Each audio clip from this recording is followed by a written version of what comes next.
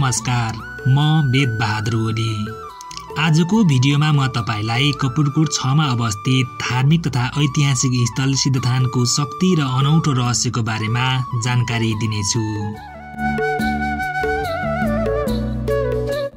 गाउँदेखि करिब 3 घण्टा लामो जंगलको बाटो, अप्ठ्यारा गोरेटा र त्यसमा उकालो बाटो हिँडेर हामी दशैँपछिको 5 पूर्णिमामा सिद्धथान पुग्ने गर्छौं। यात्रा जतिसुकै असहज र कठिन भए पनि यहाँ आइपुग्दा सारा थकान हराई शीतल र आनन्द अनुभूति हुने गर्दछ।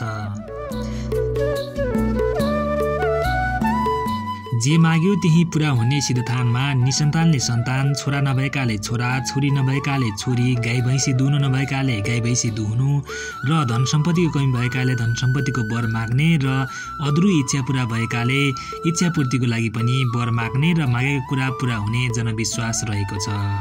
पहिला मैले यहाँ छोरीहरूलाई वर माग्न आएको थिएँ, वर पनि मलाई दिनुभयो। यहाँ सबै राम्रो हुन्छ, यहाँ राम्रो छ। मैले वर माग यहाँ वर माग्न टाढा टाढाबाट मानिसहरू आउने गर्दछन्।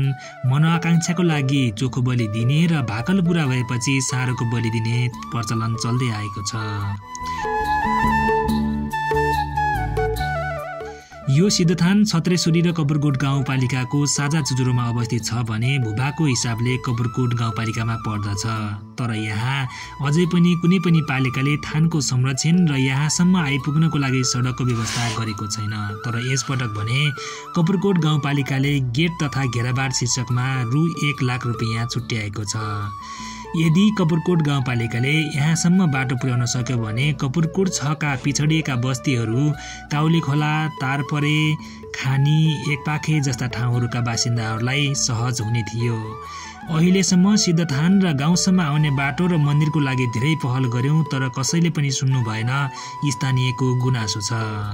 बाटोको बारेमा त यहाँ निवेदन हाल्यौं हामीले। अब यहाँ समिति पनि गयौँ, समितिको अध्यक्षमा पनि भइसकिन, निवेदन काठमाडौँ पनि पुग्यो, तर कोही नेताले सुन्नु भएन। उहाँहरूले के भयो कुनै उहाँको दिमागमा यस्तो पुरानो ठाउँ ओदल परिरहेको छ, उहाँहरूले कसैले सुन्नु भएन, चास्तै भएन। उहाँहरूलाई बोट भयो यस्तो ठाउँ ओदलमा छ भन्ने कुरा खोज्नु भएन, कुनै दलले खोजेन, स्पष्ट।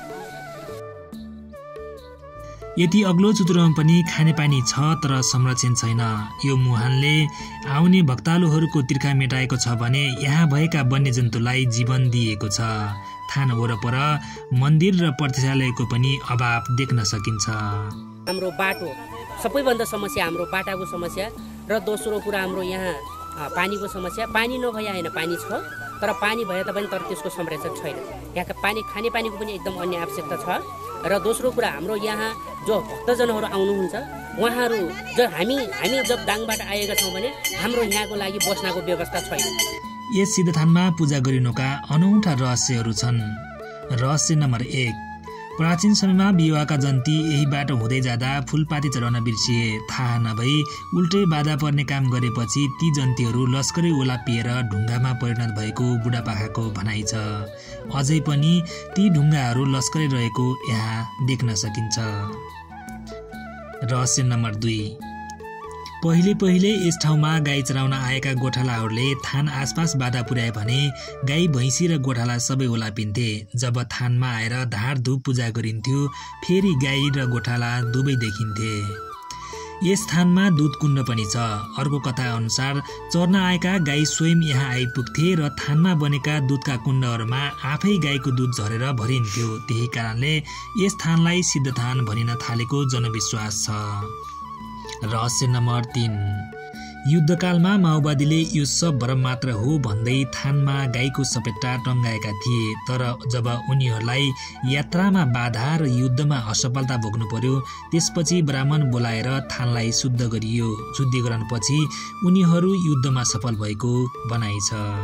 कुनै बेला माओवादीको पालो, माओवादीले यहाँबाट यिनी सिद्ध कुनै के पनि पूजा नगर्ने, यिनी देवता केही नमान्ने भनेर यहाँबाट सबै के पनि सफा गरेको यो थानमा फेरि उनीहरूलाई एकदमसित उन्मुक्ति नभएर एकदम घाटा भएर फेरि के पनि उनीहरूले यही ल्याएर चढाएपछि उनको उन्मुक्ति, उनको के पनि राम्रो सफल भयो। सिद्धथानमा घाँस चढाई गाई भैँसीलाई खुवायो भने गाई भैँसी दुहुनु भइराख्ने जनविश्वास अझै पनि देख्न सकिन्छ। सिद्धान नजिकै अलि तल फलाम खानी रहेको र पुर्खाले खानीबाट फलाम लिई बनाएका भाँडाकुँडा अझै पनि गाउँमा रहेको स्थानीयको भनाइ छ।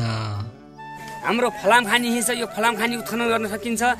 हाम्रै पुर्खाहरूले उत्पादन गरेर यहाँबाट निकालेर खुकुरीहरू बनाएका खुकुरीहरू पनि छन् हामीसँग यहाँको फलामको।